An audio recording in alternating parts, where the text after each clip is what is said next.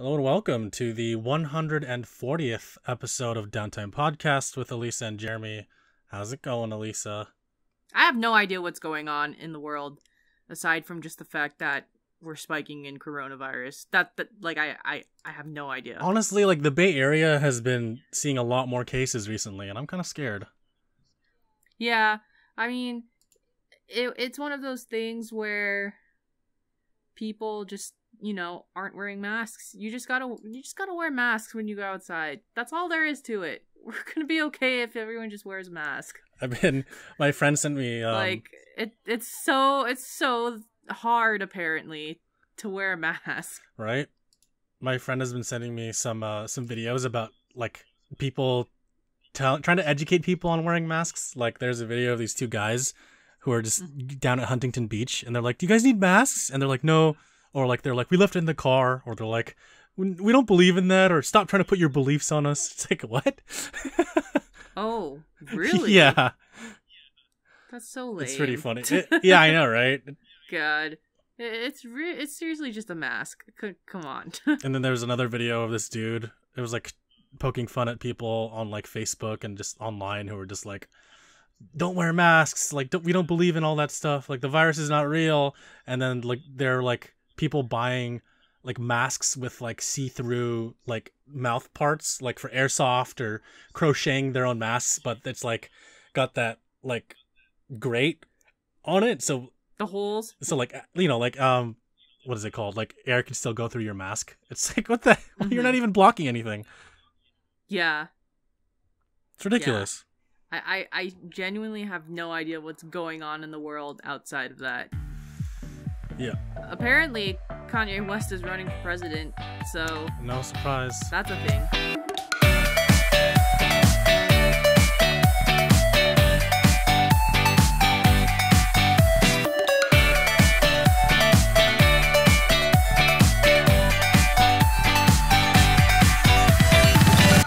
Didn't he try to do that already? Or am I mistaken? I don't know. I was just trying to catch up on stuff, and then I briefly saw that he's running for president. I have no context beyond that.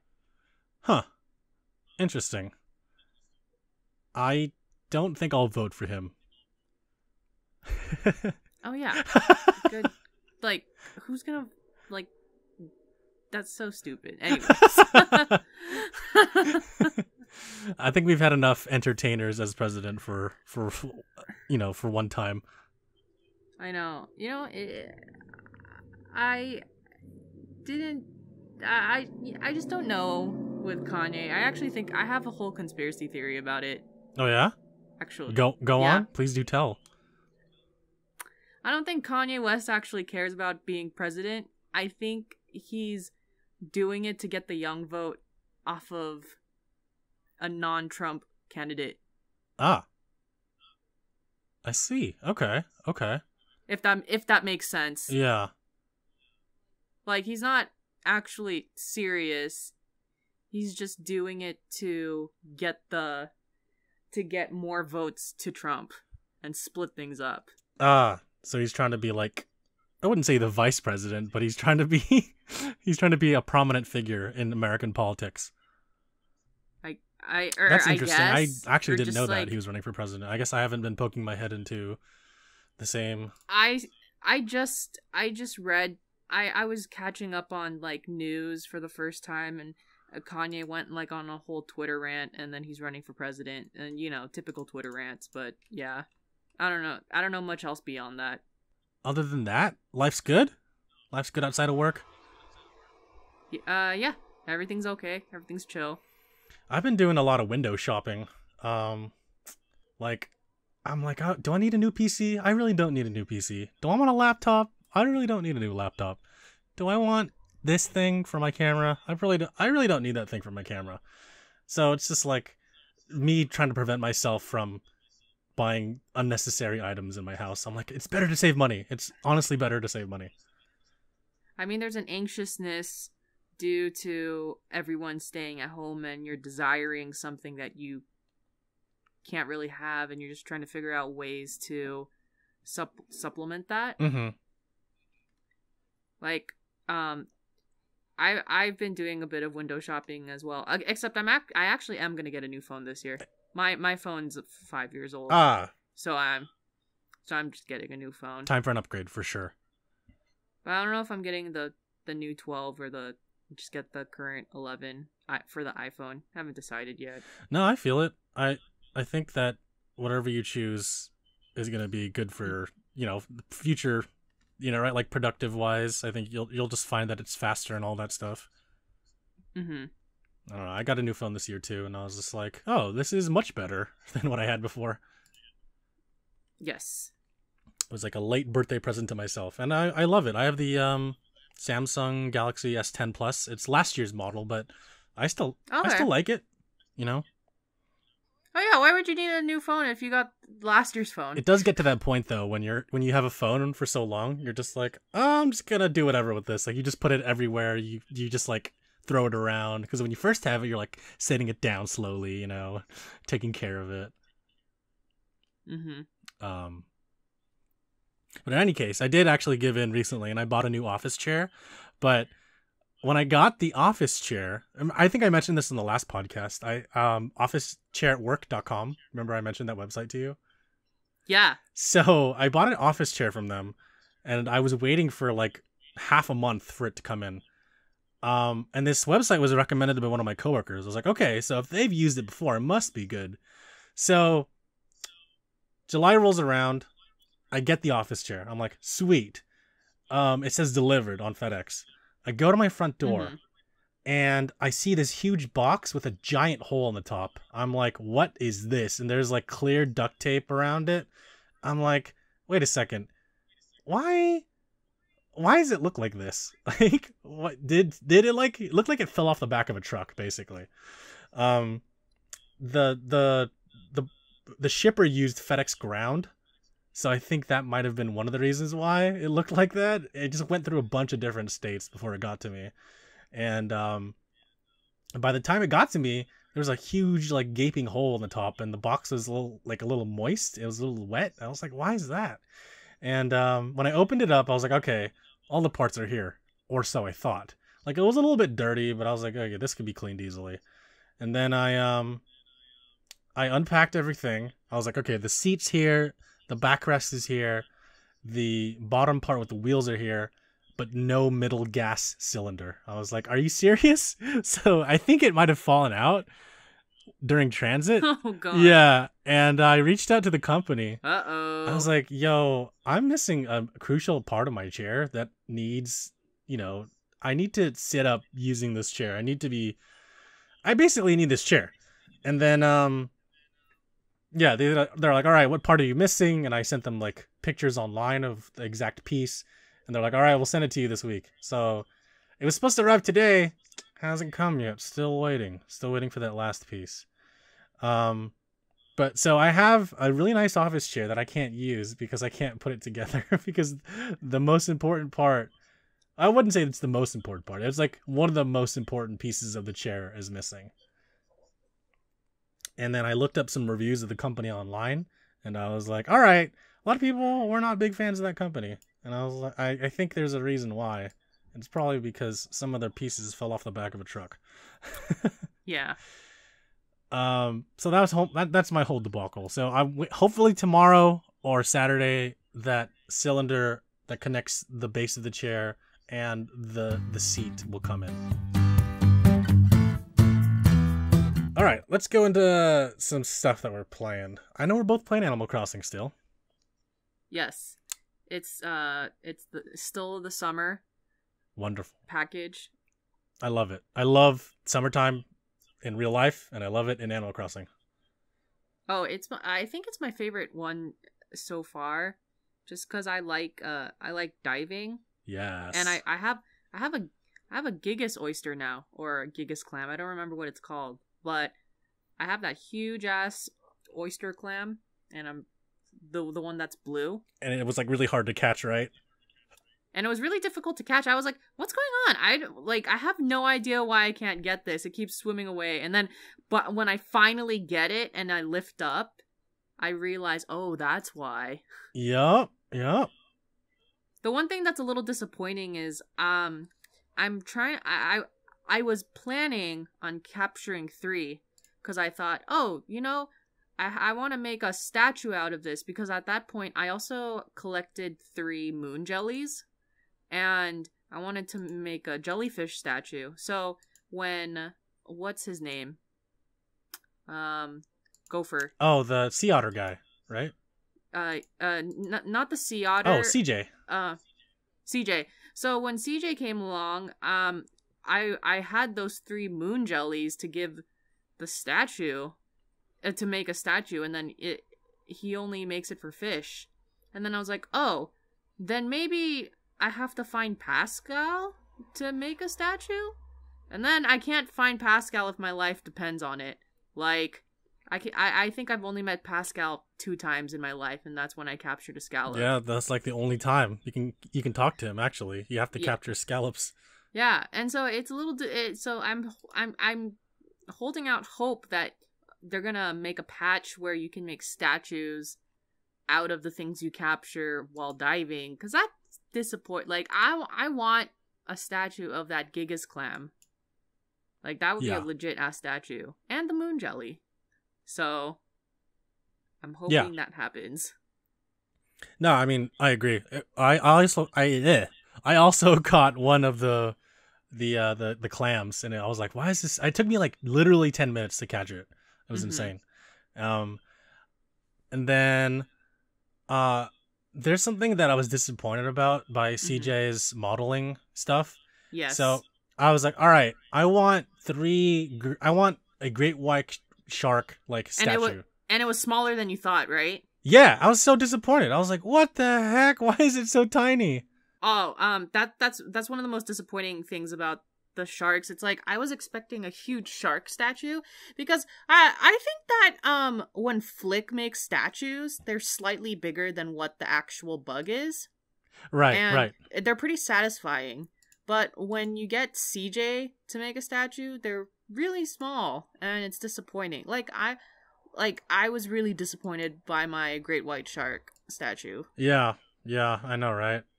I was like, this is so tiny compared to the actual thing that I caught. I know. Well, I mean, gotta collect our sharks now, because they all disappear after August. Yeah.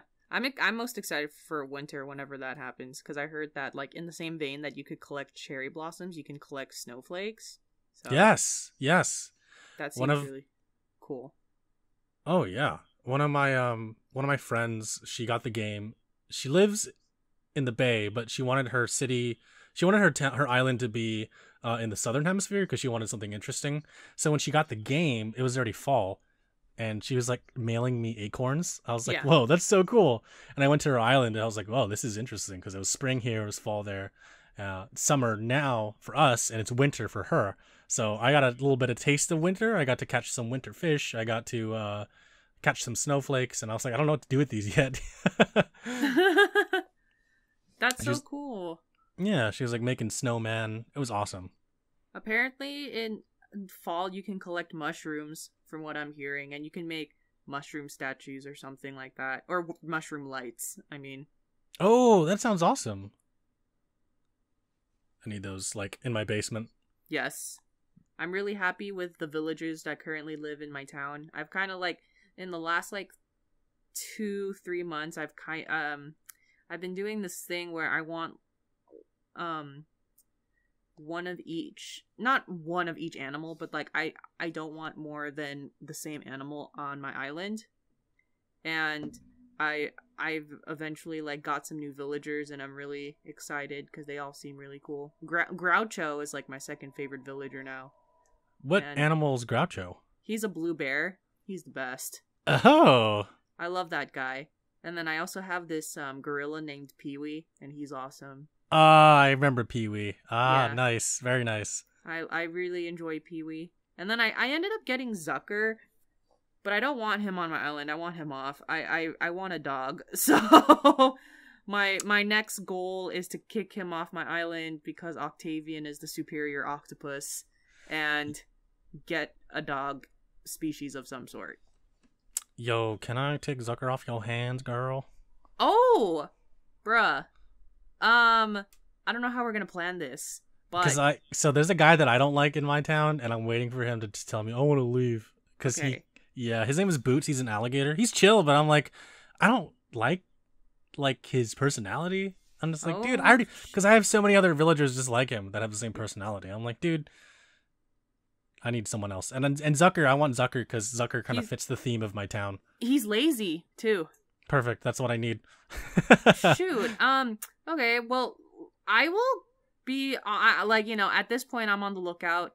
Eventually, if Zucker ever wants to leave, you're probably gonna have to do time travel the day that I realize that he's about to leave. We'll figure it out. On the side. Yeah. If it doesn't work out, then it's fine. But I mean. Yeah, we'll discuss it later. We'll talk about it offline. Yeah. Oh my god. Sorry, I don't want to bring work business speak into this. Jesus Christ. No, stop. Did I trigger you? A little bit? I'm sorry. Back to Animal Crossing. Let's go back to Animal Crossing. Something recent that happened for me that you were involved with, Alyssa, was I finally hit it big in the turnip market. I actually had over 300. I had 498 bells per turnip, and that was actually one of my goals this year, was to finally hit it big, because I've been, ever since day one of getting the game, I was so adamant about getting high turnip prices, and I finally did it. And now I can say with confidence that I'm going to retire. I have retired officially from buying turnips. It's been a long process, buying turnips every week, waking up early every Sunday trying to get it. Now I can sleep in on Sundays. It was like a second job. My goal one day is to be the store that has turnip prices over 500, and I can price gouge everyone in entering my island. That's my goal one day. That's yeah. That's the ultimate dream, but it's never happened yet. So eventually you'll get there. I know. So I did open my island after you left, a few hours after you left. I opened my island until closing time, which was 10. Mm-hmm. And I opened it up to the public on Turnip Exchange, the website. Yeah, that awesome website.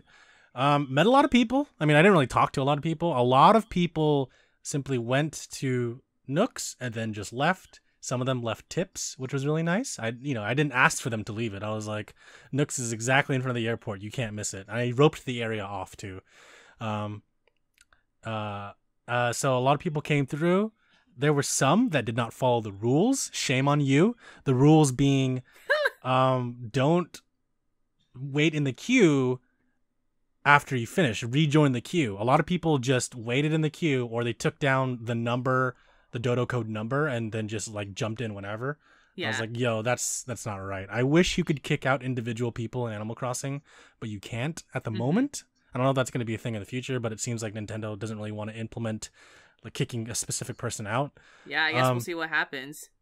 Yeah, so I mean, it wasn't really a problem. It was just an annoyance to me.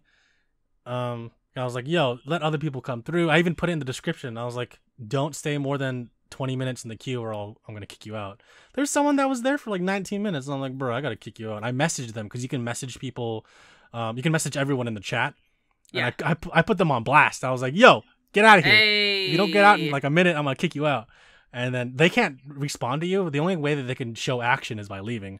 So they didn't leave for another minute. And I was like, all right, I'm kicking you out. So I kicked them out. I think it was a good choice because they didn't show up after that. Because I was like, yo, the power move. Yeah, I know, right? Gotta flex that admin power. Right. So at the end of it, at the last 30 minutes, I was like, maybe I can get something out of this. So I was like, all right, only join my island if you can give me gold or rusted parts. And no one joined. I think I was asking for too much. That's hella funny. That was a day where I actually, I got a whole inventory of turnips. I usually don't do a whole inventory just because I feel like I didn't need it. But that week, I just did it because I was bored. And then it worked out for me, so. I mean, you made out like a bandit, so that's good. I know. No, because I got a meeting. Yeah, I gotta go. I gotta fucking go. I gotta go. So I just imagine you leaving Nooks with like tons and tons of money in bags, and you're like, I gotta go to my meeting. And you I just, gotta like, go to leave. my work call. Bye. The coins falling out. Like, I gotta go to my meeting. Oh my god. Oh man, it worked out. It worked out. Yes. One of my friends was like, "Do I need to leave you a tip?" I was like, "Your friendship is all I need." And then she was like, "Oh," and then she's like, "Is there anything that you want?" I was like, "Well, if you ever come across the fighting game arcade machine, let me know." And she was like, "All right, I actually have it cataloged. I'll send it to you." And I was like, "Oh, thanks." So that was her tip to me, which was the arcade machine. And now I have all 3 arcade machines, and I'm really happy about that. Yeah. On the flip side of that, the other thing that I'm doing in Animal Crossing is I'm hunting for the beetles, like the Goliath beetle, the rainbow beetle, like all those beetles. Turns out you need a lot of luck and a lot of palm trees, because some of these spawn only on palm trees, and it's kind of annoying, to be honest. I have a lot of palm trees, so there's no issue for me, actually. Yeah, I had to grow some, and it took like 3 days, and I was like, oh my god. So there's more palm trees on my island now, but whenever I see I'm like down to 3 more beetles that I have to catch, maybe like 2 or 3. I see. One of them was like literally hanging on a tree, and I was like, okay, I'm gonna catch it, and I got up like really far away, and it flew away. I was like, are you serious? So I think it's one of those beetles where it kind of acts like a what's it called? It acts like a scorpion or tarantula. Like you have to wait for it to like, stop moving or stop making an action. Yeah, they can be really annoying. Yeah, it's just really annoying to catch, and I'm just like, nah, I'm good, But, I'm just very slow when I creep up on these stupid beetles, so that's how I get the work done. Well, in any case, I mean, Animal Crossing is still one of my dailies. It's still one of the daily games that I play. I wake up, I grab my Switch, turn on Animal Crossing, hit my rocks, grab my money tree, check the stores, see if there's anything that I don't have. It's a lot of my friends, I feel like, have already dropped off of Animal Crossing, and I'm just one of those people where I love sim games. Like, I can play sim games for a really long time, and I always revisit sim games that I'm just like, oh, I'm just like not real, like I'm always gonna play this game. But it's just like this specific game and this situation. Like, I'm like not kidding when I say this. I feel like I would be more like mentally unwell and depressed in this current year if Animal Crossing didn't come out when it did. Yeah, no, absolutely. And I mean that wholeheartedly. Like, aww. I think that I would have been like, I don't like if I didn't have kind of like this daily sim game to play, and it's just based off of like something lighthearted like Animals. I have no like, I don't know if I would be happy or sad right now, or Yeah, no, I totally get it. I think this game came out at the perfect time. I think it released unknowingly, when this virus happened. And it caused Switch sales to go up, and I believe Animal Crossing is the best-selling Switch game of all time at this point. Not surprised. Yeah, which it should be. It's a great game. I love Animal Crossing. To your point before, Alyssa, I do like sim games a lot as well. And in the past, I played Animal Crossing almost every day. With this current iteration of Animal Crossing, I literally play it every day. Yes. Be it an hour combined, maybe like an hour and a half. But I love Animal Crossing so much. Like I don't want my villagers to leave, the specific ones like Sherb, Tiffany. I don't want them to leave, and I feel like I have an emotional attachment to the characters, and maybe not like a too crazy emotional attachment, but I do have like I like them, like I am emotionally invested in the game. Oh, 100%, totally. Like, yeah. Groucho's not Groucho. Well, yeah, Groucho's my boy, but also Octavian. Like, we're BFFs forever, basically, at this point. So. Hey. Yeah, did I tell you that my brother has all 3 octopi? That's amazing. Yeah, he said he didn't even like he doesn't believe in buying villagers like us. Like we're like why would you ever pay for like villagers? Like he just found them all like on islands, on Nook Mile ticket islands. Sometimes you're just really lucky with the Nook Mile tickets, like really really lucky. Yeah. Like I've been like the last time that someone left my island, I was trying to get a dog but then I kept getting animals that are repeats of my current animals on the island. Mm-hmm. And like it was like so ridiculous. And I didn't have that many resources at the time. I only had maybe like I only had 10 tickets that I could use just based off of my resources. Ah, I see. Yeah. Yeah, so I didn't even really have much. So I used all 10 and I was like, dang it. Okay, it's fine. I'll just accept who it is. And then by luck, it turns out I got a rabbit move in the next day. I was like, oh, okay. and I didn't have a rabbit. And I was like, well, I got lucky there because you're like a dog, right? All right, yeah. Cool. Yeah, I know. Like it's like I kept getting like penguins, or I kept getting like alligators, or like birds, and I was like, I know I have all these animals, I can't. And then I was like, okay, fine, I'll just accept whoever comes the next day. Turns out it's a rabbit, and I don't have a rabbit. And I was like, cool. Sweet. Also, this rabbit's kind of weird, but I love her. It's like a rabbit who like a gingerbread coconut looking rabbit. And it's Coco is not Coco. Yeah, her name's Coco. Oh, okay. Oh, okay, perfect. Yeah. So she moved in randomly, and I was like, oh, cool. I got a bunny. But I like the way she looks. Like she looks creepy, but in like a cute way, I guess. So. Oh yeah. I'm like, your face looks kind of weird, but okay. You're just staring at me and not blinking. I know. I was in the same situation as you a couple weeks ago. One of my villagers was like, I want to leave, and I was like, you know what? That's okay. I thought he was cool. His name was Sheldon. You would think he's a turtle, but he's actually a squirrel, and I did not know why. It's a shame that this game doesn't have turtles. I'm just saying, like, missed opportunity. So there was a turtle. His name was Tortimer at one point, and he was the mayor of your town. And this is like the very first game, but you know, the mayor position kind of disappeared. And in Animal Crossing New Leaf on the 3DS, you were the mayor, so he couldn't be there. Oh, but I see. Yeah, so now he's disappeared entirely. My mayor's this fucking badger named Tom Nook. Yeah, get the hell out of here, you trash panda. God. One of the first trailers that came out, there was a gravestone in the background, and people thought that was Tortimer's grave. I was like, that is really dark. I don't think that would be the case, because he's really, really old. Yeah. But turns out, I don't think he's dead. I think he's just hanging out somewhere, probably on a different island. Maybe he'll come back. Yeah. Yeah, I was in the same predicament as you before, Lisa. Again, my villager wanted to leave, and I was like, you can leave because, one, I wasn't really attached to him. Two, his house was exactly the same as another one of my villagers. Exact same layout, exact same furniture. That's possible? Yeah, they were right next to each other too, which is weird. Oh, I didn't even know that was possible. I know, right? So Sheldon had like a mushroom forest kind of background or house structure.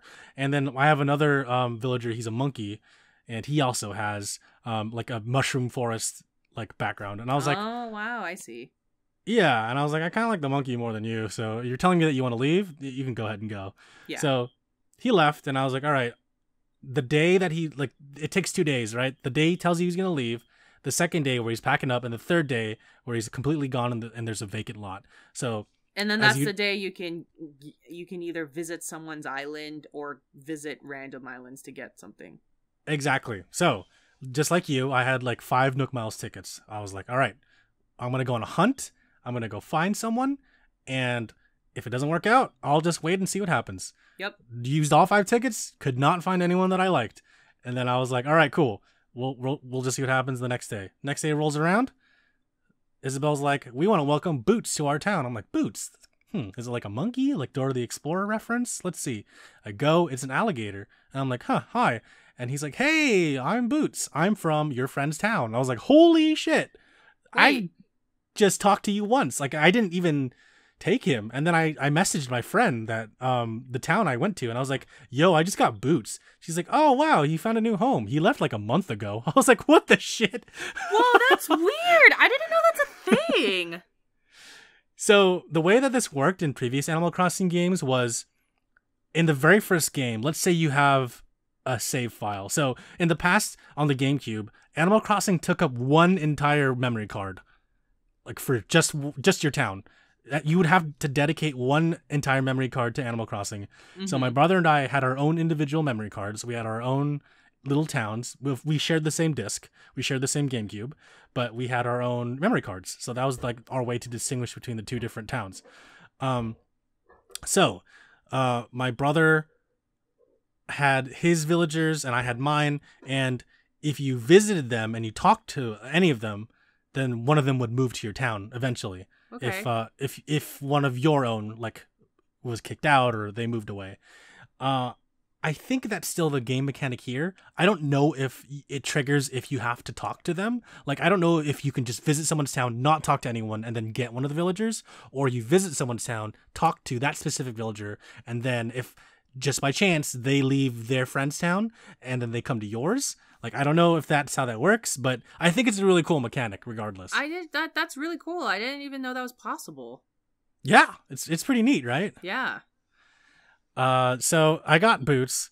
Not a big fan of him. I think he's dope, but I want someone else, to be honest. For sure. Yeah. Hey, you said it's an alligator? Yes. Okay. So my goal is to get like Zucker or Marina or Octavian, and then give them an octopus and just be like, hi, what do you think about this? Oh my god.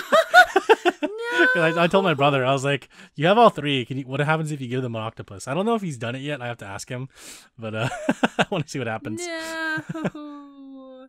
It's terrible. It's like giving a frog villager a frog. Oh my gosh. It's like, hey, do you know? Is this one of your family members? Do you know this person? Right. He's like, look, just because I'm a frog doesn't mean I know all frogs. Definitely, when I get Zuckered to leave, I'll let you know so that if you do want to time travel to kick someone off your island,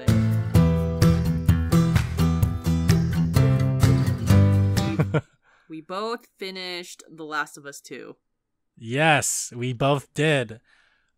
We have opinions on it, I'm assuming.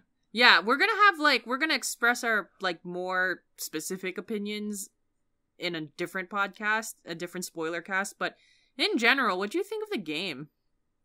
I liked it. I thought the thing that I think about games is it fun? Is it engaging? Does it tell an interesting, unique story? And, does it appeal to my interests? And I believe that this game did all of those things. Yes. While I'm not a huge Naughty Dog fan, I do like a lot of their properties, like the Uncharted series, for example, and the first Last of Us game. I could not wait to play the next part of this game every time a new cutscene loaded. I thought this game was really interesting. I thought it was unique. I liked it overall. I understand the hate in the story. I understand why people didn't like it. But at the same time, I do appreciate it for what it is. I think a lot of the people that hate the game or are basing their hate on certain events that happen in the game are doing it kind of like blatantly and like kind of blindly without understanding. Not to say that those that play the game all the way through and then were like, I don't like it. That's totally fine. I think that's fair. But yeah, as someone that could not wait to keep playing it, like I stayed up late at one point until like 2:00 in the morning playing the game. Yeah. And because I wanted to know what happened next. Oh, there was a specific cliffhanger where after that I played the game. I pulled an all-nighter to play part of the game because I was like, where is this even going at this point? So yeah, like I had so many questions. There were more questions than answers. There was a point where I was like, oh, I have to play this because what the fuck just happened? Exactly.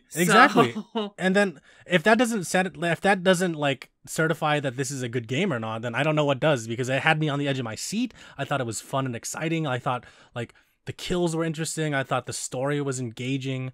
I thought that the environment was beautiful. Like everything was so detailed. There were so many little things in the game that like really made it seem like alive and flourishing. And yeah, like the animation, the motion capture was beautiful, and I thought it was a good game overall. I really don't have a lot of complaints about it. I do have some minor issues with the game. Of course, as Alyssa mentioned earlier, we'll go into that later in a separate spoiler cast for the game. But Alyssa, I want to hear your quick thoughts about this game. Yeah. I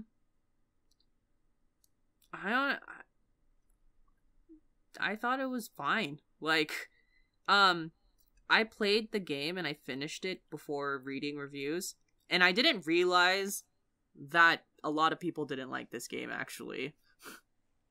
Yeah. Like I played this first, and then I found out that people didn't like this game. And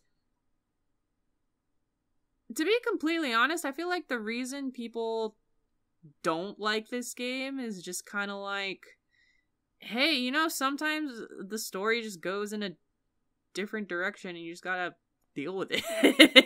It's a lot of people are like, it's not what I was expecting. Like, I think you know what I'm talking about, but I'm just like, I mean, yeah, and I'm just like, hey, I was shocked, like, I was surprised too, but I wasn't crying, you know, like I wasn't like depressed after that happened, you know what I mean? Yeah, I was actually more intrigued. I was like, oh, interesting.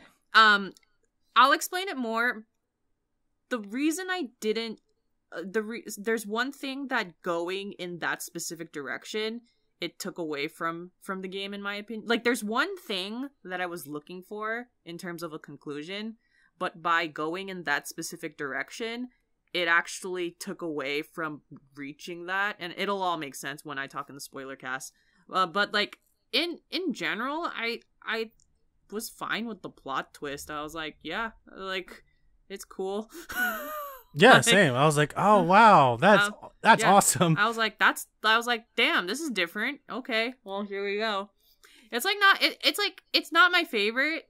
It's not my favorite game. Like, I like The Last of Us 1 more because of the conclusion punch. Like, the same. Just because it really was like a, it was a trolley problem. It was basically like, what would, like, giving, like, humanity, but also your kids. You know what I mean? Like, it was just like a whole bunch of things that I feel, it was a lot of things that the finale of The Last of Us 1 covered, whereas I feel like the finale of The Last of Us 2 was more covered violence as a general statement.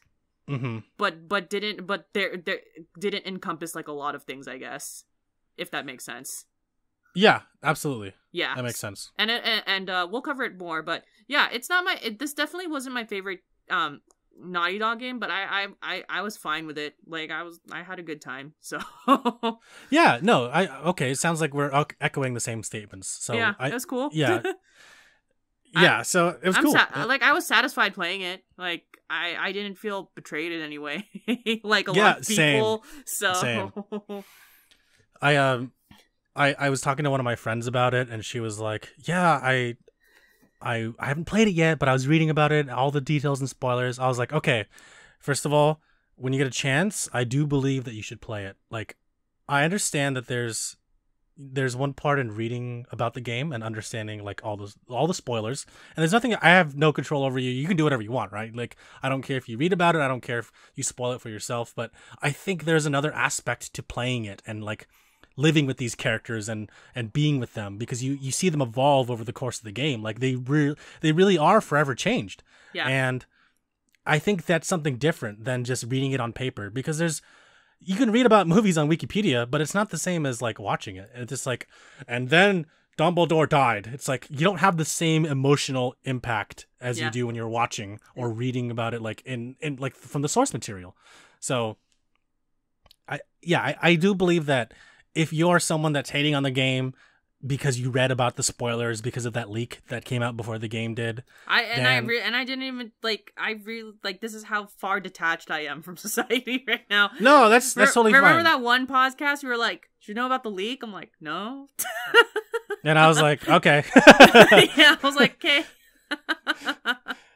Yeah, so yeah, it's interesting because you were like, I didn't know about it, I don't want to read about it, I'm just gonna go play it. And I was like, okay, I know that there's a leak and I don't know why people hate the game, but I'm gonna play it and I'm gonna figure out why. And for the life of me, my brother was watching me play it the whole time. He was sitting with me the whole way through, and we were both trying to like come up like, why do people hate the game? Like we would make stupid little jokes on the side. It's like, maybe people hate the game because of the guitar. Maybe people don't like you playing the guitar. And there's a part where Ellie plays Aha. Yes, I know. And then I was like, do people hate this? I know.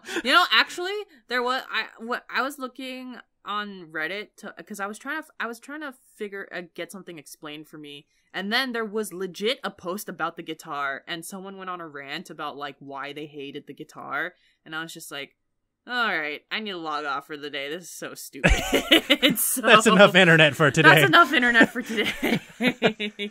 Yeah, honestly, that is. I think it's stupid too. It's like, come on, like it's just a guitar. I know. I'm just like, okay.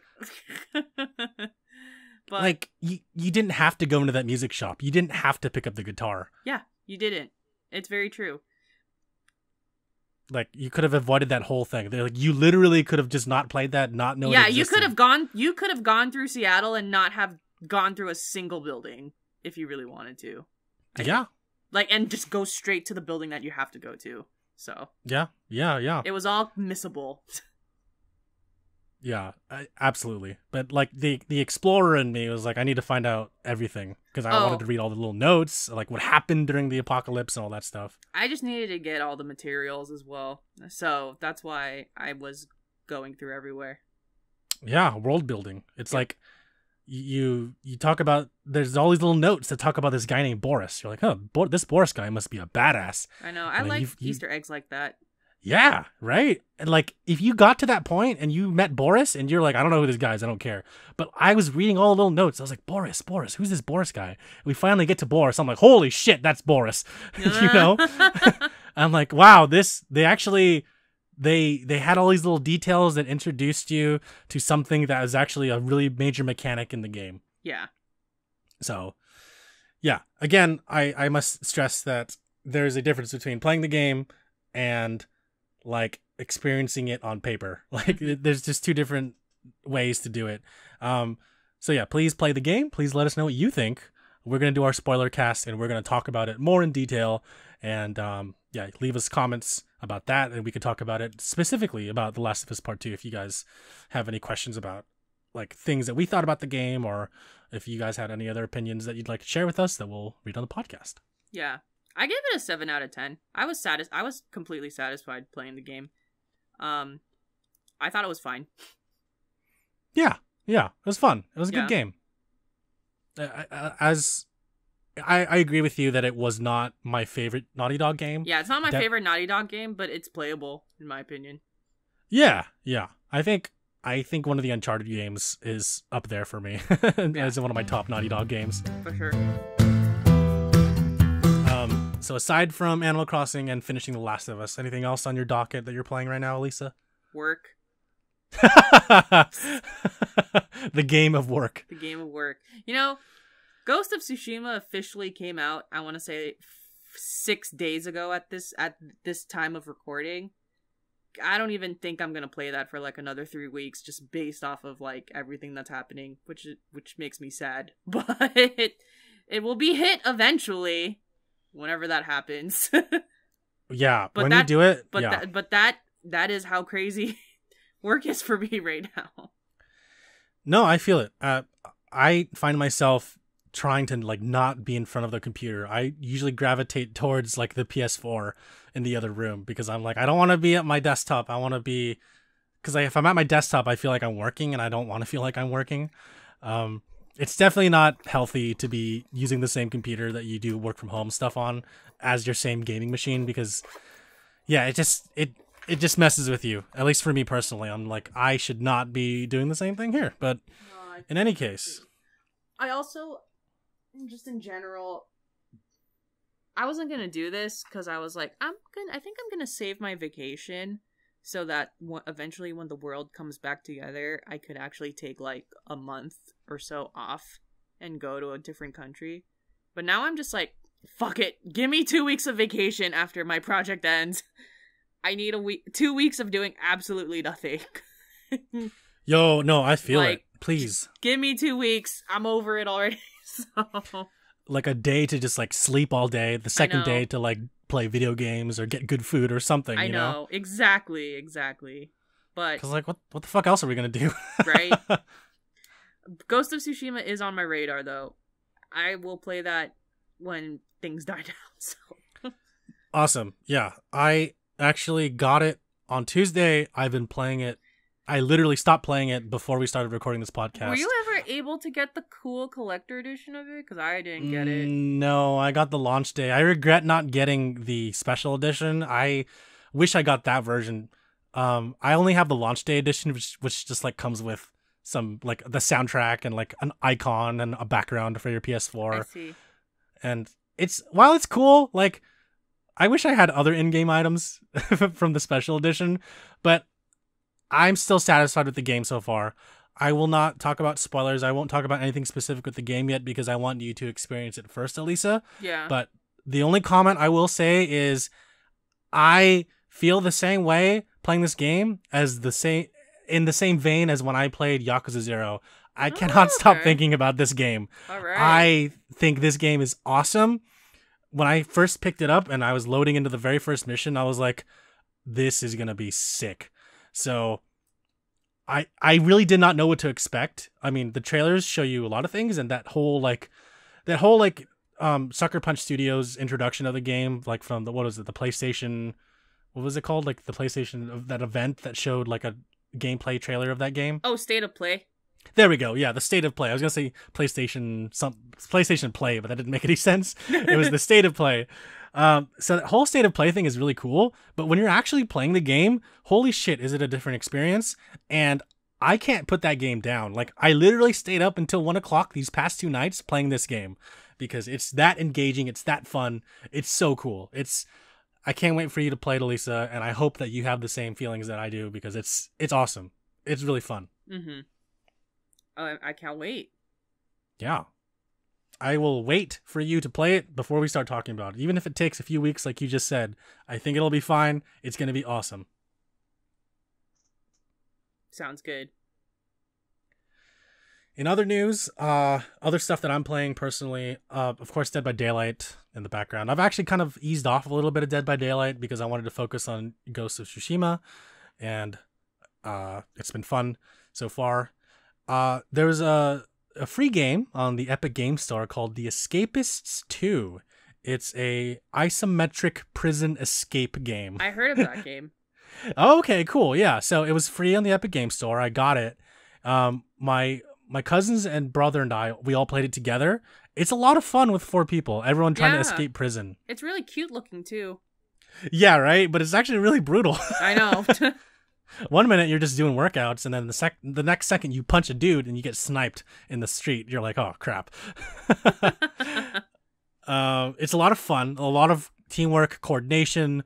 There's a whole crafting mechanic to the game. There's different ways you can break out of prison.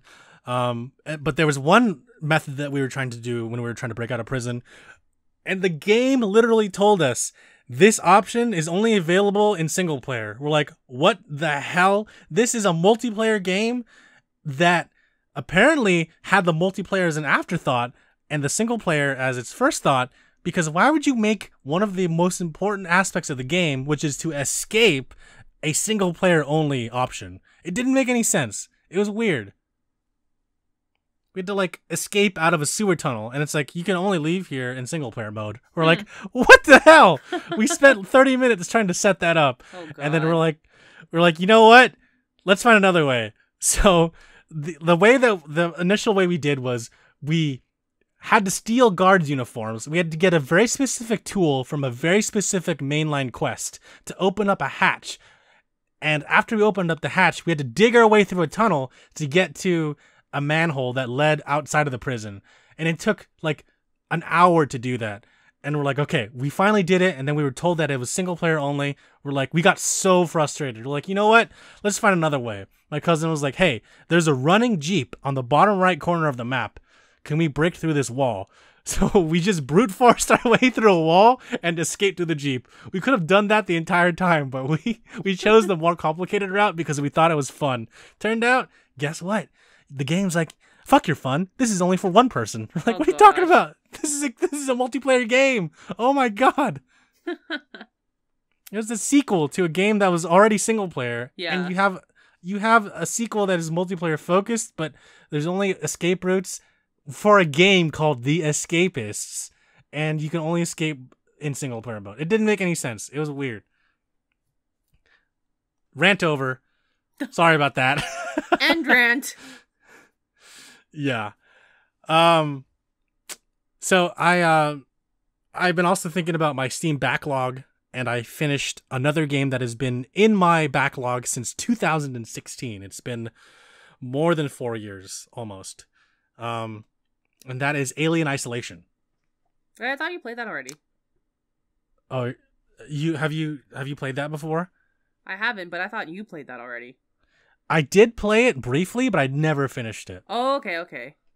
Yeah, I was like, you know what? I want to make space on my hard drive. I also want to clear out my Steam backlog. I want to see how this game ends. I see. Scary as shit. Holy crap, that game is scary. Not just the alien that hunts you. There's also like androids that are freaky because they have red eyes and they just come at you and they punch you and they can kill you in a few hits. Yeah. And sometimes there's multiple aliens. It's insane. I was scared, but I think it worked out in the end. Nice. Yeah, I finished it. I removed it from Steam. Take? Oh my goodness, it took me it took like a couple weeks to finish overall, but pulled together, I think it would be like, I don't know, maybe 12 hours? Okay. Yeah. I tried to get a lot of the achievements, so I did that too. Just like finding a bunch of like little logs. Like you can find some audio logs from cast members of the first movie. Yeah. There's a ship called the Nostromo, and the actors that were playing their characters actually they contributed their voices to the game. So that was kind of cool in like backlog sessions. So that was fun. Like the whole game I think was interesting, and it definitely felt like an Alien game. Alien in the sense that I felt like it was part of the movie franchise. So that's cool. Highly recommend. If anyone out there likes horror games, I think this definitely fits that genre, and I think it's a lot of fun to just like, especially if you're a fan of the franchise. One of my friends messaged me while I was playing the game, and he was like, "Hey, is that game fun?" I was like, "Yes, it is." I was like, "Do you like Alien?" He's like, "I love the movies." I'm like, "Then why don't you have the game already?" So yeah, 10 out of 10, awesome game. And then the other game that I'm playing right now, like I kind of put it on pause because Ghost of Tsushima took up most of my time, but is Jet Set Radio. Oh, no way, you're playing that? Yeah, have you ever played it? I've never played it before, but I've watched my cousins play that game. It's fun. It's interesting. It's the music is awesome. It definitely feels like a byproduct of the 2000s. I think the game came out in like 1999, 2000, 2001, 2002. Well, in any case, it's like hip hop. It was on Dreamcast, right? Correct. Yes. It's one of those Dreamcast games that I never owned as a kid because I was too busy playing Sonic Adventure. Hey, nothing wrong with that. Yeah. So Jet Set Radio, it's got a cult following. It's available on Steam. I think it's like available everywhere. This is one of those like Dreamcast package games that Sega released in like the late 2010s, and where they were like, "Hey, guess what? Beat Space 9, Sonic Adventure, Crazy Taxi, Sonic Adventure 2, and Jet Set Radio. It's all going to come at you on iOS, Android, and PC, Xbox 360, and PS3. So this is like one of those recycled games that just like it's I would say it's a classic that touched a lot of the gaming world since its debut, and it's like known, like everyone knows about Jet Set Radio. People try to keep it relevant. There's a radio station online dedicated to just the music from the game. Oh, I didn't know that. I think it's really cool. Yeah, there's a live DJ that like mixes it all. It's so cool. Oh god, that's pretty awesome. They're like, You can't go wrong with a guy rollerblading, you know? Oh yeah, doing cool tricks, you know, spray painting. Spray At the painting. beginning of the beginning of the game is like, graffiti is an art, but we don't condone it as a crime. It's like, okay, we don't we don't want you to graffiti like the walls of like, you know, your town hall, but it's okay if you do it in your own home. I was like, okay, It's like that's cake. interesting. Yeah. It's like, all right, cool. I'm never gonna do it in real life. I don't really have time and COVID, so cool. Wow, so there's a lot of things we got to talk about. Some of the stuff is a little bit older, but I just want to get your opinion on this, and we can hash out a little bit. And So- for this segment, Jeremy's going to tell me all the news because I have no idea what's going on right now. Totally fine. Yeah, I'll help drive and bounce ideas off of you, and Okay. we're gonna have a good time. Cool. So the first thing I wanted to talk about, we're gonna kind of talk in descending order, starting with the oldest stuff. So the Super Smash Bros. Community had a scandal where it came out that there were a lot of underage sexual misconduct happening. Oh, yeah. That one I heard about. So there was a guy named Puppet. He's like apparently a really prominent player in the Smash community, and it came out that he was being abused by this woman who was 24 at the time, and he was 14, and they were in a very sexual relationship, and he was too naive at the time, so he didn't really know how to express this. He didn't know who to tell. He was scared. You know, he didn't know what was going on, so he kept it in for a long time, and then he put forth what had happened on Twitter, and it just blew up from there. It just cascaded. A lot of people started like coming out with their own stories. There was a guy named Zero who had evidence that he was not part of this whole scandal thing, that he was not abusing these people, that he was not doing these terrible things, and turned out all of it was a lie. So yeah, it goes to show that even though you might have the receipts, even though that person might have the receipts, sometimes it's not always the truth. Yes. There was a guy named Sky Williams, who was a very prominent YouTuber and part of the Smash community. It turned out that he was housing a lot of people, which was already public knowledge, but under his house rules, he was like a tyrant. He had like rules which were like, you know, don't wake me up for any circumstance whatsoever, and always tell me when there's going to be a guest. And if there was a guest and Sky wasn't briefed, he would start breaking things in the house until you paid him $350 before 6 a.m. the next day. Oh, so he would like slowly start to break your personal belongings until he got the money. It's like, what kind of dictator regime is this going on in this house? He was known in the community because he housed a lot of potentially famous Smash players. So if you're like a Smash player that wanted to get into the competitive scene, or you wanted to make a YouTube channel based around Smash, you kind of sought out Sky, because apparently Sky was accepting like really low rent. I see. But it turned out for the really low rent, you were staying in a room with like 5 other people, sharing like one bathroom, and yeah, you had to give in to the wills of Sky Williams, if you would say. Okay. So he was it turned out he was a really bad guy. He did a live stream like explaining himself, doing an apology basically, and he was berated by the chat on Twitch. Everyone was like, "Nah, dude, like this is like a lot of people came forth telling that Sky was a terrible person." Oh gosh. And him like going out on Twitch trying to like redeem himself didn't work out. It backfired entirely. Yeah. And during his live stream, one of his housemates unplugged the router, so the stream was cut.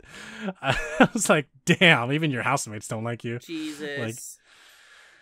So yeah, in a nutshell, a lot is going on in the Smash Bros. Community. Even now, this whole thing started like a few weeks ago, but it's still kind of unfolding as we speak. For sure.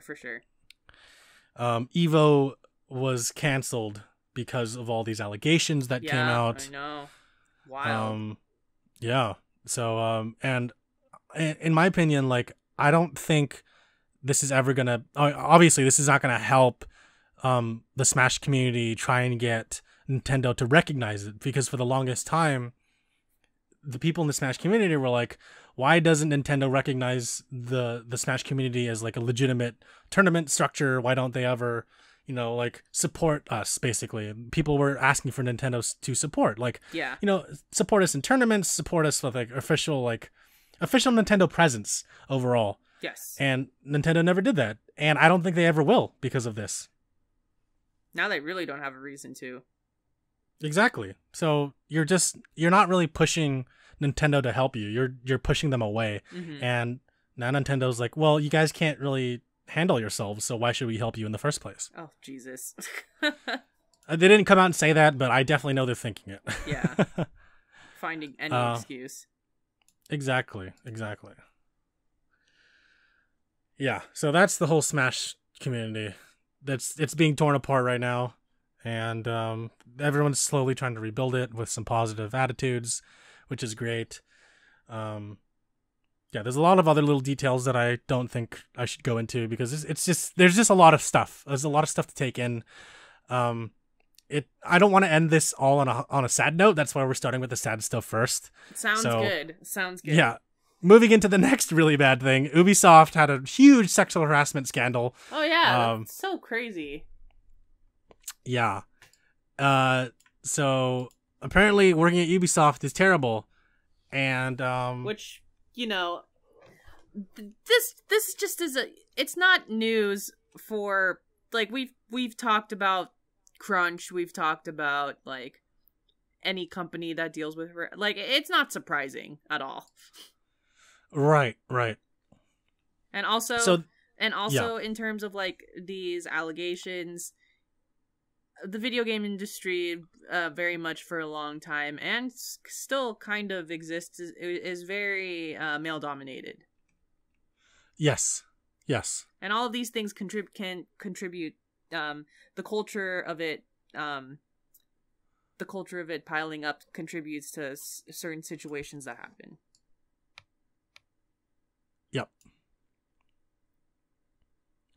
So yeah, this actually started because Jason Schreier, the man that we've mentioned before, who moved out from Polygon onto Bloomberg News, he reported that Ubisoft's main headquarters in Paris were like a frat house.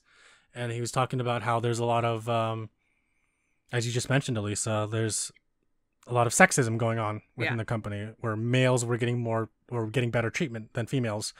It's interesting because there was something that came out where people were saying how the games are a reflection of that, where it's mainly male dominated. There were supposed to be some female playable characters in like Assassin's Creed Origins, but they were ultimately cut because the developers were like, we don't want to animate a female body because it would just take too much time. There was the Assassin's Creed game where it took place in England where you could play brother and sister, but the male took up most of the time as a playable character as opposed to the female. These are like little nuances that I think a lot of people didn't really pick up on, or maybe they did and they just didn't want to say anything because they're like, oh, Assassin's Creed, finally we get to play it. So there were a lot of accusations going on after this article came out. One of the biggest offenders would be Sergei Haskell. I think I'm pronouncing his name right. He was the chief creative officer at Ubisoft, and he was like getting drunk at company parties and like groping people and saying like obnoxious things, and he was untouchable because he had a lot of clout within the company, and a lot of developers would like make compromises to meet with his expectations and demands, and people looked up to him because of this, and because of all this influence, he had a power trip, I guess you could say. Jesus. It's bad. It's really bad. So he's probably one of the most prolific figures that Yves Guillemot, the CEO of the company, let go of because, I guess you got to cut off the part that's infected, right? So yeah, there's a lot of other issues going on. but I think at a high level we covered what was going on with Ubisoft. I think when I saw a little bit of that article, the initial article, there was this one thing I read where a lot of people were claiming that, like, I don't know if it was like papers or if it was in brainstorms, like they'll talk about who the main character has to be of the story, and then someone literally wrote white male as the main character. And I was just like, oh gosh. Like, way to make it obvious, I guess. Hitting it right on the nose there. I know. Like, okay, sure. Yeah. Whatever you say. I don't know if that claim's true, but that's one thing I definitely remembered when I was first reading that. Yeah. Yeah. And I think that, like, Ubisoft is claims that they're gonna try to fix all of this. Yeah, Yves Guillemot came out with a statement saying that they're working internally to make sure that their human resources department does a better job. Yada, yada, yada, typical corporate speak. Whether or not that's actually true, who knows? Yeah. But, I mean, I hope that they are for the betterment of the people. HR's never on your side, though. Exactly. Like, I would actually like to read stories about the people that worked there, like, who were firsthand victims of the crimes. Because we only hear about what the bigger, higher up people did. But, like, what about the people that, you know, were under Haskell who did other things? Yeah. Right. Like, we don't hear about the other managers and other people of higher positions that did bad things. Because I don't think it was just Haskell that did bad things. Yeah. It had to have been other people. Yeah.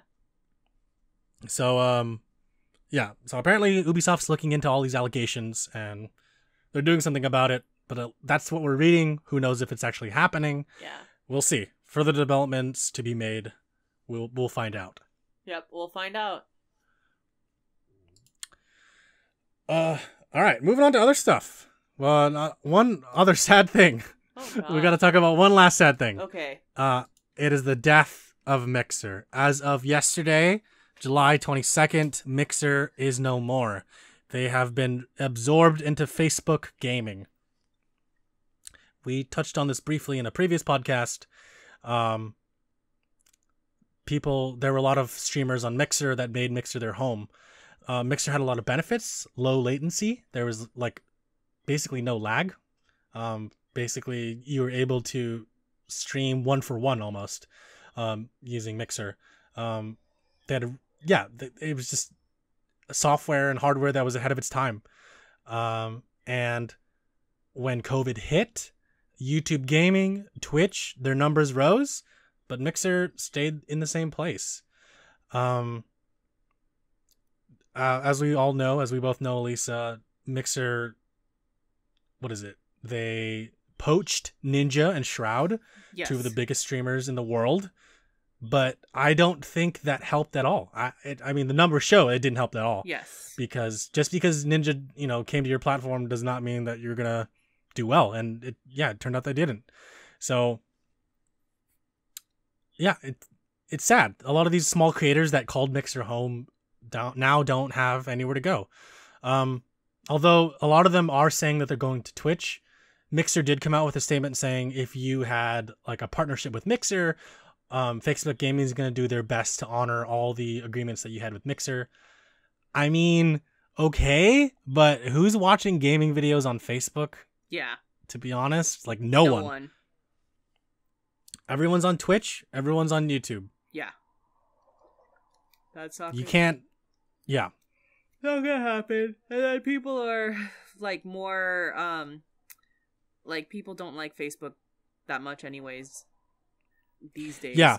Like especially because Zuckerberg is terrible. So, like, yeah. Like, I guess Facebook's trying really hard, but I doubt that anything's gonna happen. Yeah. There's a lot of anti-Facebook sentiment now, and I understand why, and it makes sense. The reason why I still keep my Facebook is because of Facebook Messenger, which is my number one, because I use that almost every day to chat with people. And two, there's a lot of, like, pictures that I need to download from Facebook that I need to put on my personal computer, but it's gonna take so long that I'm just lazy to download all the pictures. So they're just albums hanging out there. I mean, I don't know what the government's gonna do with pictures of me in high school, but they're there. Yeah. So yeah, I'm just gonna leave my Facebook account for the time being. I really don't have a reason to delete it right now.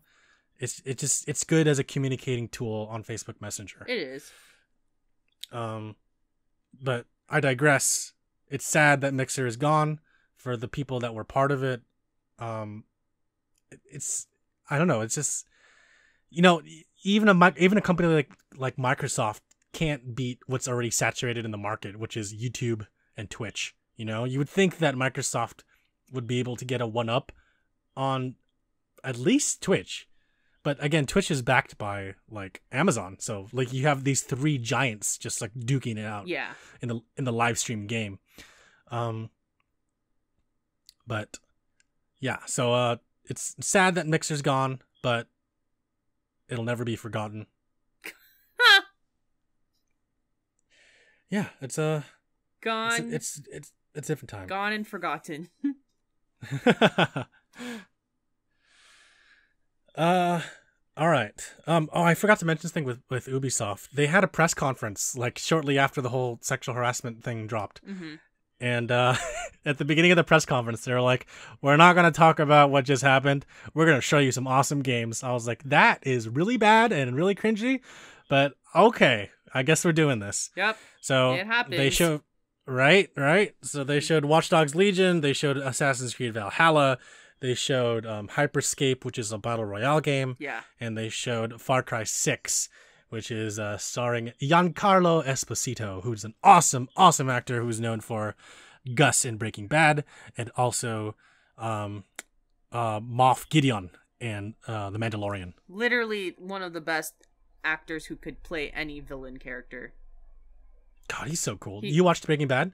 Oh, Breaking Bad is like one of my favorite dramas. Fuck yeah, it's so good. Breaking right? Bad is like one of the only dramas where I watched the whole thing live. Like I watched it, the very first episode I watched live. I'm jealous. Yeah. I had to binge it on Netflix. Oh, that's awesome. Which is totally fine too. Speaking of Netflix, if one of the greatest dramas I've ever, or like thriller dramas I've ever seen in my life, like it's called Dark. One of like I genuinely think that this is Netflix's best TV show that they've ever come out with. I've heard. It's a German TV show. It's okay. Absolutely amazing. Like Dark, I think could possibly be better than a lot of dramas. Like Dark is on par with Breaking Bad in my opinion. Really? Like it's great. I need to look this up. The casting is also like you just gotta watch it. Also, don't look anything up. Just watch it. It's one of those things where you're gonna be. It's good. It just gets better if you have no idea what's going on. Okay, I literally just added it to my queue. Okay. Yes. Everyone's talking about it. I'm like, what is it? What is it? And I don't want to know. I just want to figure it out on my own. Yes, exactly. Cool. Thank you for recommending that. I totally forgot about that, and it slipped out of my mind. Yeah, you got it. You gotta check it out. Hell yeah. Cool. Speaking of conferences, Microsoft had theirs today. They showed Halo Infinite, a game that has been highly anticipated since its announcement. I believe it was last year or 2 years ago. I forget, but yeah, I'm definitely looking forward to it. I love Halo. This game apparently takes place after Halo 5, and you didn't have to play any of the previous Halo games to play this one. This is kind of like a soft reboot, while also a continuation. It's going to be open world, which is interesting because it's the first time that Halo has been open world, as it's known traditionally as a very linear game. Yeah. I'm excited for this game. It's coming to Steam. It was announced today that it's also coming to Steam. So the hype train is real for me. I was just as hyped as I was for when the Master Chief Collection was announced for Steam as well. I'm so excited. Halo 3 just got released for the Master Chief Collection on Steam, so I can't wait to play that. The gameplay looks awesome.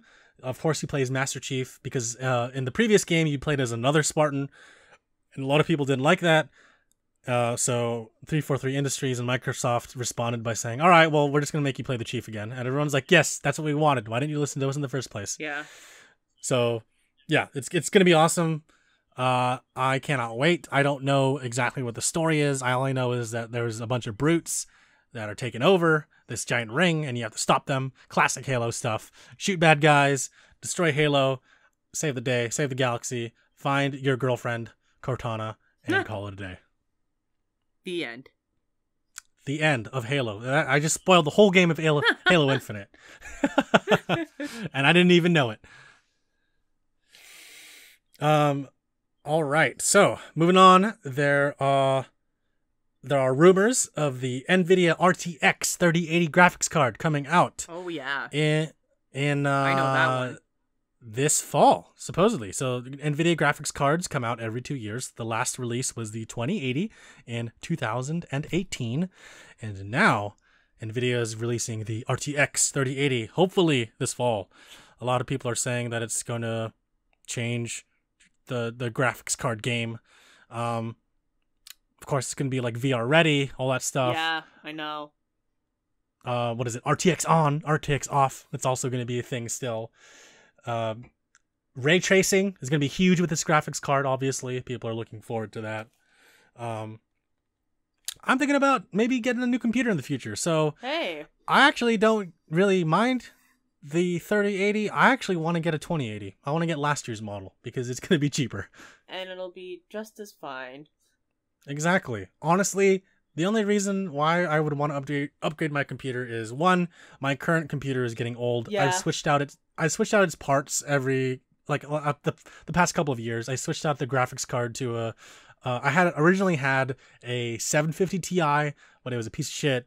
And so then a couple of years later, I got the 970 NVIDIA GTX 970, and it's been holding out ever since. I love this graphics card. The images it produces are awesome. It plays all the games that I own in 1080p. And yeah, my machine overall, it's had a couple hard drives fail. It's seen a lot, but I think it's time to move on. And plus, this rig cannot take VR. The RAM is too slow. The CPU is outdated. The graphics card is too old. So I think that my next PC will have like 32 gigabytes of DDR4 RAM with like a 2080 graphics card, because I want to play Half-Life Alyx. I honestly want to play the next iteration of Half-Life, but I need a VR headset. Yeah, and you're really gonna. It doesn't make. I mean, exactly. Like, you've always wanted to do it, but you're actually gonna get it. Yeah, exactly. But I never had a machine capable of running it. One of my buddies has the Oculus Quest, and he said that he likes it. And I said, okay, it's like an all-in-one play system. Basically, you just plug it in and you can play whatever game you want, because all the hardware is inside the VR set itself. Like, you don't need those like motion detectors that hang on your ceiling or whatever. Yeah. You just have that. You have the little motion controllers that you use your hands with, and you're done. But I was like, okay, so how do you play Half-Life Alyx? Because the Oculus Quest the hardware you can play on the Quest is only available in the Quest store. And Half-Life Alyx is only available on Steam, because obviously it's created by Valve. So I asked him, like, how do you play Half-Life Alyx? Because I've seen him playing it a lot on Steam. Yes. And he was like, all right, so you need to have a really good internet connection. I was like, okay, something I'm struggling with. And you need to have a really good PC with a nice graphics card. I was like, okay, two things that I don't have that I really need. But graphics cards half the battle, which you might get. That's true. So hopefully at the end of this year, Black Friday, I'm going to upgrade my setup. I'm going to buy a whole new case, all new parts, upgrade my PC life, get that headset in the future. I don't think I'll get the Oculus Quest. I think I'm going to go for Valve Index. Looks nice, but it is like $1,000. Whereas, HTC Vive is a little bit more affordable at like $700 to $800, maybe even cheaper. I think it's like $600 to $500 now, but I gotta get the PC first, because I think I'll benefit more from it, as opposed to just buying a headset and being like, all right, I gotta wait, For sure. It's like buying Ghost of Tsushima and not owning a PS4. Yeah. You're like, I gotta wait. It's like, okay, you have the hardware. I'm sorry, you have the software, but you don't have the hardware. So yeah, gonna wait for that 3080 to drop, and then the prices for all the other stuff is gonna drop too. Yes. Because right now, in the midst of this pandemic, PC parts are super expensive. They're like stupid, super expensive because everyone's trying to set up their work from home situation. Exactly. So webcams are hard to find. Microphones are hard to find. So it kind of worked out in our favor, at least, because we already had microphones. I know, right? Yeah. So NVIDIA RTX 3080. Look for that this fall. Hopefully, all signs are pointing to that it'll release this fall. Moving on, speaking of shortages on technology, the PS5. People are worried that there's not going to be enough units being produced. People are saying and speculating that Sony's only going to release a certain amount of units. They're going to pull a Nintendo. For real. The main issue here is that they might not even be able to manufacture that many units, right? Yeah, given that a lot of their processing is in China. Yeah, which makes complete sense. I think... Well, I did... What were you saying? Go on. No, go on. I think that if it happens, it works out because a lot of people, I think, are going to be too broke to buy a PlayStation. Or that's going to be the least of their worries. Exactly. I don't think that this launch is, obviously they're still, I think Xbox and PlayStation are purposefully going to only release a few units, than they normally would, based off of pre-orders or whatever, and I think it's going to work out in their favor, because I think if they make too many units at this time, I don't think that they're even going to, people are going to buy all of it, because, a lot of people are just going to be, saving their money, and a lot of my friends who are gamers are unemployed right now. They got laid off. I just think it's gonna be a weird launch year overall. Yeah, it's interesting you say that, because it is a good time for gaming, but it's also a bad time for being a gamer. I mean, the gaming industry as a whole has been affected, just like the film and TV industries have also been affected. Yes. But I feel like the gaming industry is a lot more accessible as far as interactivity goes, because you have games like Animal Crossing, as we mentioned before. You have Ring Fit Adventure. You have Halo, Call of Duty, things that people can just pick up and play and enjoy. There's been a renewed interest in gaming because of COVID-19, and it's good to be a gamer. But I think it's bad in the gaming industry because, there's all this talk about new systems coming out and new games, but not everyone can afford all these games. I don't know if, Ghost of Tsushima might be selling well, but you have a lot of people out there that can't afford it right now, but really want to play it. Yeah. I wonder, yeah, it's going to be interesting to see how many units sell at the end of the year for both Xbox and PlayStation. And just how many people are even interested in games. I think, actually, that our current iterations of Xbox and PlayStation, especially this holiday season, we're going to be seeing a lot of current games, even cheaper to purchase. Cheaper than, a typical Black Friday, just because, they're going to gauge if people are buying units, and if they're not buying units, then they're just gonna make cheaper the current games that exist. Oh, wow. That's just my prediction. No, I can totally see that because we're gonna for example, we're gonna see The Last of Us, Cyberpunk, all of these kind of titles coming this year. We're gonna see them a lot cheaper during the Christmas season than they normally would be. Games have always been traditionally $50 to $60, because I was talking to my dad one time. He gave us his old NES, and I was like, oh wow, these must have been really cheap. He's like, actually they were $50 when I bought them. I'm like, wow, that is expensive. But he's like, yeah, gaming prices never changed. I was like, wow, that's interesting to note. In the 80s, Super Mario Brothers was $50. Yeah. I mean, now it's still expensive because it's a collector's item, but I mean, given to like in comparison to today's standard prices for games, it's like it never changed. Yeah. You know? It always scaled. Yeah, and I it does make sense because as a developer, you want to recoup the costs. So, you know, the price per unit versus how many units are bought by X individuals will outweigh, hopefully, the price of the game, the price it costs to produce the game. Yes. I mean, I know Naughty Dog made back their money. You had all the people that loved Naughty Dog and bought The Last of Us 2. You had the people that hated The Last of Us 2 but bought it anyways because they wanted to see. And you have the people that were like, I don't know what The Last of Us 2 is, but I'm going to play it anyways. Yep. Because I don't know why people are talking about it. Talking about the PS5 again, according to Digital Trends, there's a factory that Sony has in Tokyo that can churn out a PS4 every 30 seconds, which is insane. Like, just imagine going to that factory and you just see like in Japan. Yeah, so I believe that this is the factory that's going to start making PS5s. Maybe they started sourcing stuff from within Japan. Yeah. Since China you have has to been like you have to right now. Yeah, you have to learn how to start production in your own country. Yeah, because I mean, Sony says that the PS5 launch is not affected by COVID, so if they want to meet that deadline, they have to look at other solutions. Yeah, makes sense. So apparently, according to this article, 32 robots are on the assembly line, and 26 of them attach the wires.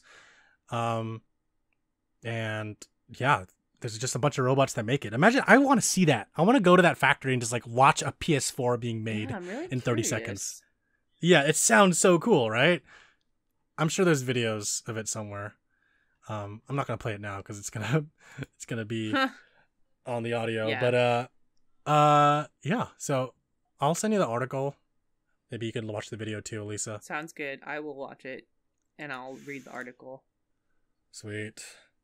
The last bit of gaming news I have is about the rapper Logic. He is officially retiring from the rap game. He released his new album today, No Pressure. I believe he had like a live stream where we showed it on Twitch or something. Yeah. So he had it on Twitch live, and he is retiring from the rap game, and now he's going to be live streaming on Twitch as a gamer, doing other things as well, like just being an internet personality. He signed an exclusive deal with Twitch for 7 figures. Wow. That's insane. It's crazy. I think that Logic legit has a song called Pressure or like Under Pressure. Makes sense. Yeah, so so that's probably the title probably relates to that song.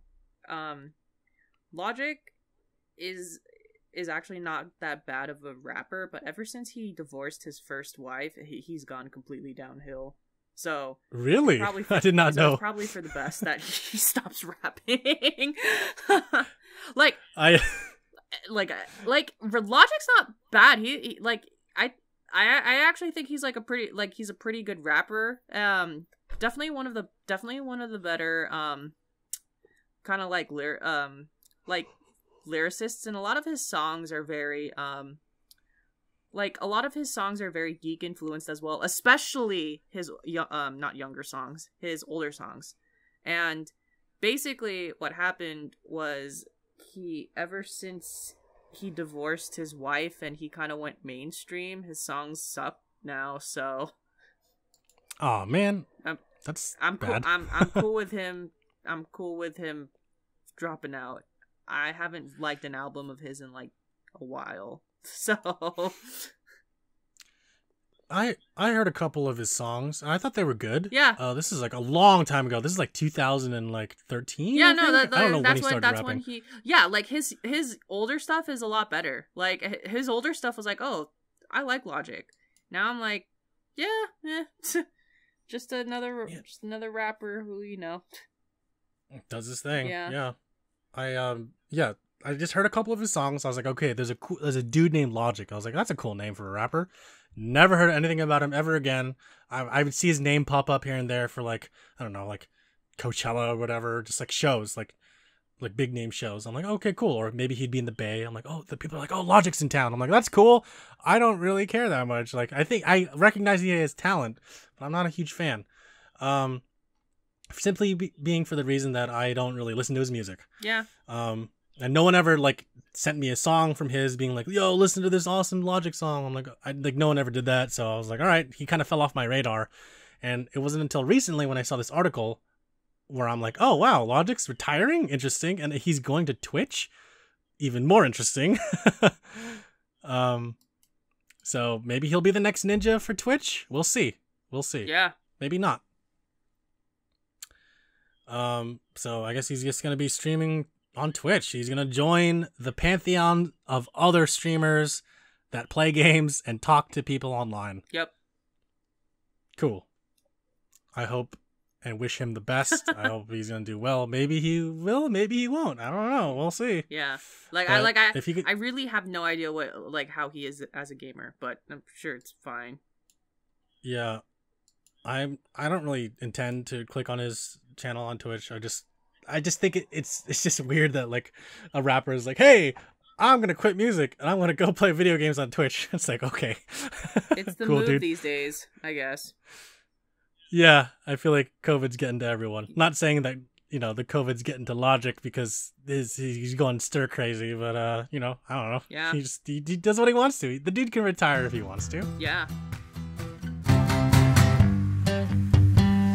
Actually, there's a question in here. Yeah, sure. All right, so from podcast 138, the PS5 cast, from Arsenic Steel 00, they say, both consoles are rectangles and can fit on a shelf. You aren't playing Jenga with the boxes. Go measure the shelf you have your PS4 on. They have tape measures for a reason. Laugh my ass off. The weight scares you? Why are you people so fearful? You sound lost and confused. What's this in reference to? All right. Wow. A little bit of a negative downturn there. Oh, wait, no, but I'm confused. What's this in reference to? This is in reference to the PS5. We were talking about the PS5 in episode 138. And they're saying that they're asking us, why does the weight scare you? And what are you people so fearful? Why are you people so fearful? What did we say? I'm confused. Like, the weight of the console? Console? So their first part of the comment and question was, the consoles are rectangles and they can fit on a shelf.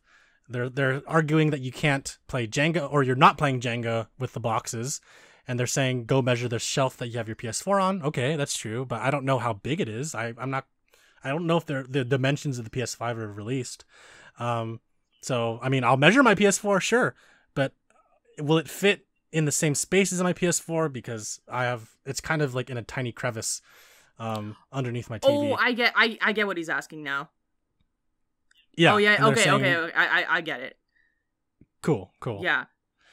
I mean, based off of all the measurements and the comparisons that we've done so far, that people have done on the internet, I have to refinagle my whole setup to fit a PlayStation 5 whenever I get it. Based off the size comparisons that people have been doing. So that answers my question. I actually do have to change my current setup. To respond wholly to your question / comment, Arsenic Steel, I mentioned in the beginning of that podcast, or sometime during that podcast, that I'm probably not going to buy the first iteration, which is the model that you see in the thumbnail for that video, or / podcast. I don't think I'm going to buy that version because I'm going to wait until there's a second iteration, which is going to be a year out from now. Because I just want the smaller form factor. I want the updated version with like the better graphics card, the better processor. And who knows? Again, there might be issues with the PS5 on launch. We don't know. Maybe, hopefully there won't be, because I want a PS5. But again, I probably won't buy that specific version. So yeah, I mean, I was mentioning in that podcast that the weight scares me because it looks heavy. I don't know exactly how heavy it is. But yes, I will buy the second iteration of it, not the specific one that is the launch version. Yeah, I'm most likely getting the slim version either. I usually wait for the smaller version of the console to come out unless I know there's not going to be a smaller version. Yeah, I think the PS4 was the exception for the both of us because we both have the first iteration of the PS4. But for this one, I'm going to be a patient gamer. I'm going to wait until that second version comes out. And actually, because... the first generation of the PS4 is about the same size as a PS3 Slim. Yeah, and as well as the PS4 Pro, if I am correct. Yeah. But if you want the PS4 Slim, yeah. Yeah, the PS4 Pro is basically the same size. They didn't really change the size there. Yeah. So, yeah, thank you for the negative comment, I guess. They ended it with, "You sound lost and confused." Yeah. Okay, thank you. So there's your answer. Hopefully that satisfies you. I mean, I sometimes am lost and confused, but that's not relevant to the comment.